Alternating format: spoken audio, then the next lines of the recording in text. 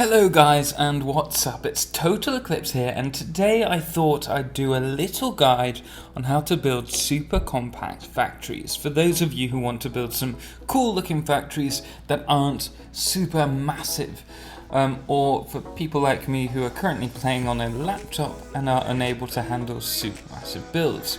So if you do find the guide helpful, then be sure to hit the thumbs up, and if you haven't already, be sure to hit the subscribe button.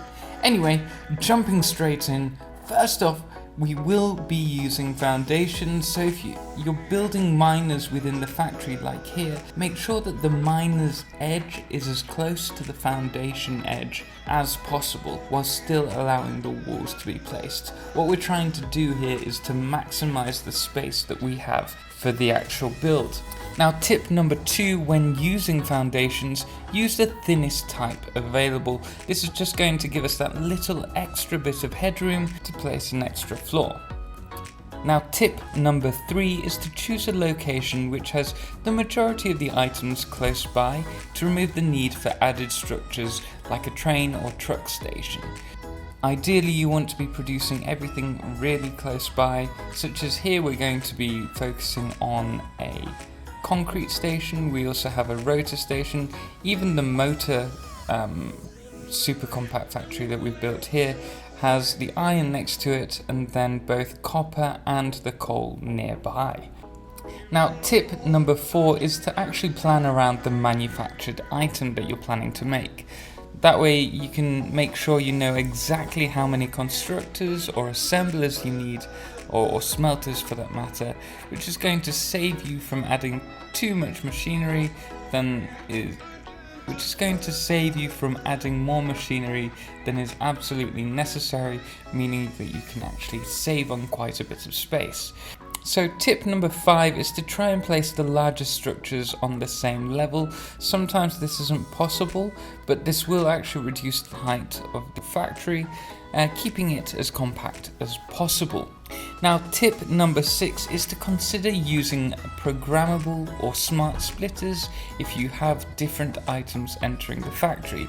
If all the inputs are coming in at 100%, there shouldn't be a bottleneck if you mix the items on the conveyor belt, which means you're going to run all the items on a single conveyor, which is actually going to save you a fair bit of space. Now, tip number 7, when splitting or merging items, it can actually be easier to place the merger or splitter directly onto the belts rather than placing them separately. This can also save on space and just generally make it an easier experience when you're trying to build these compact factories. Tip number 8 is to use conveyor stacks as ladders to save space for you to reach the different levels. Obviously it doesn't matter so much if you've got your jetpack, but if you're trying to make everything as compact as possible and being able to walk up, I highly recommend using the conveyor stacks. Now, tip number 9, you can either power the factory externally or build a power plant inside the factory. Now, obviously for spatial maximization, you want to take the power from outside the factory, but it's something that you should just be aware of if you're building these compact factories. Tip number 10 is to underclock or overclock the factory so that each item is being produced 100% efficiently with none or next to no spare materials. This will save any unnecessary bottlenecks and allow you to produce to the maximum efficiency the space allows.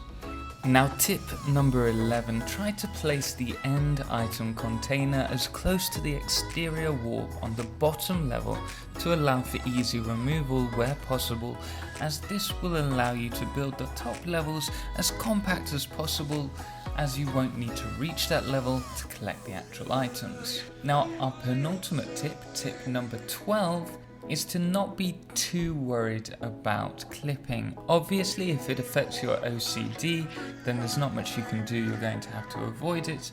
But on super compact builds like this, and having to actually work to a grid system, it can be very difficult to actually build these builds without every now and then doing some small clipping, whether that's a conveyor across a wall or when it comes to wires. And our final tip, tip number 13 is not to worry so much if you're having to build so much of the factory and then take it back down and start again. Compact factories are notoriously difficult because you're working around a set space. So if you need to build the first 2 floors of the factory and you realize it's not working, don't worry so much about it, delete it all and start back again. I can't tell you how many times I've had to delete things and how difficult some of these builds have been, but it's certainly worth it in the long time if you manage to get everything in these super compact builds. So there we are guys, that's 13 tips that I have for you for making super compact factories in Satisfactory. And as a final mention, I really would recommend downloading a few mods for decoration purposes, just to make the compact factories have their own identity rather than looking like a small block, unless that's the kind of thing that you're going for. Now, if you're not sure how to install mods, do check out my video on how to install mods, which I'll place just above, and be sure to take a screenshot of your build once you've actually done this, and then actually tag me in them in our Discord channel screenshot section, as I'd love to check them out and see what you guys come up with. Now, you can find our Discord link below. Anyway guys, once again, if you found this video helpful, please do drop a thumbs up and don't forget to subscribe if it's your first time here or you haven't yet. Until next time, thanks for watching. Ciao for now.